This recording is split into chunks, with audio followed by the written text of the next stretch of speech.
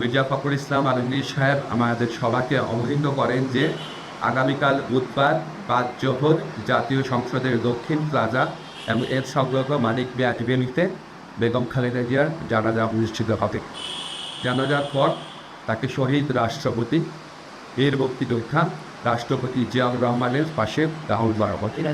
৩ দিনের জন্য রাষ্ট্রীয় শোক প্রস্তাব গৃহীত হয়েছে এবং আগামীকাল সাধারণ ছুটির ঘোষণার সিদ্ধান্ত হয়েছে। আমাদের যা করার ছিল, আমাদের মাননীয় প্রধান উপদেষ্টা প্রফেসর ডক্টর মোহাম্মদ ইউনূস উনি ব্যক্তিগতভাবে সমস্ত সময় খোঁজ খবর রেখেছেন। যা দরকার ছিল, ওনার যদি আবার বিদেশে পাঠানোর মধ্যে অবস্থা থাকতো, অবশ্যই আমাদের সরকারের পক্ষ থেকে সর্বাত্মক সহযোগিতা করা হতো। ওনাকে জেলখানায় বিভিন্ন সময় যেভাবে নির্যাতন করা হয়েছিল, ওনাকে আমরা হয়তো এত তাড়াতাড়ি হারাতাম না।